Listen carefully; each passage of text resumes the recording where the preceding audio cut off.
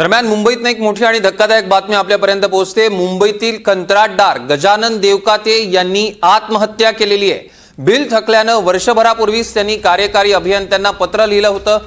काम केलं तरी वेळेत बिल मिळत नाही अशी तक्रार केलेली होती।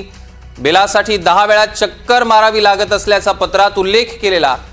विविध कंत्राटदारांचे सरकारकडे 90,000 कोटी रुपये थकलेले आहेत आणि आपण बघतोय त्यातीलच एक मुंबईतील कंत्राटदार गजानन देवकाते यांनी आत्महत्या केलेली आहे। ऋतिक गणकवार आपले प्रतिनिधी आपल्यासोबत थेट जोडले गेले, त्यांच्याकडून अधिकचे अपडेट्स आपण घेणार आहोत। ऋतिक,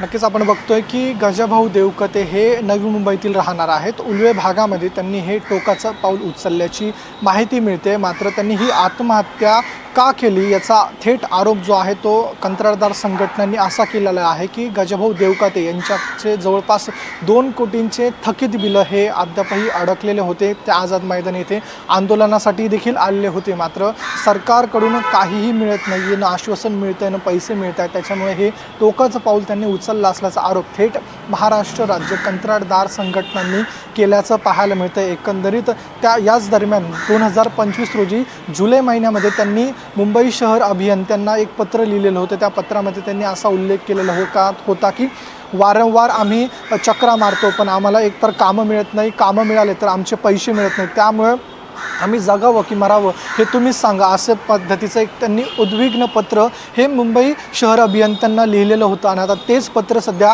सोशल मीडियावरती प्रचंड व्हायरल होते आणि त्यांच्या आत्महत्येशी ते पत्र जोडलं जात असल्याचं एकंदरीत आपल्याला पाहायला मिळतं। आता याच संदर्भात महाराष्ट्र कंत्राटदार संघटनेची ठाणे येथे महत्त्वाची पत्रकार परिषद होणार आहे। याच आत्महत्येसंदर्भात ते काही नवीन खुलासे जे आहेत ते या पत्रकार परिषदेच्या माध्यमातून करणार आहेत। मात्र एकंदरीत आपण बघतो की मागच्या काही दिवसांपासून आझाद मैदानावरती कंत्राटदारांचं जे थकीत बिलं आहेत त्याच्या विरोधात आंदोलन सुरू आहे। अशातच एका कंत्राटदाराने जर याच कारणामुळे जर टोकाचं पाऊल उचललं असेल तर ही मोठी बाब आहे आणि आता उद्या होणार आहे आंदोलन जे आहे ते मोठं होण्याची शक्यता आहे। सौरभ, निश्चितच ऋतिक, या संदर्भातले अधिकचे अपडेट्स आम्ही तुमच्याकडून घेणारच आहोत। तुर्तास धन्यवाद।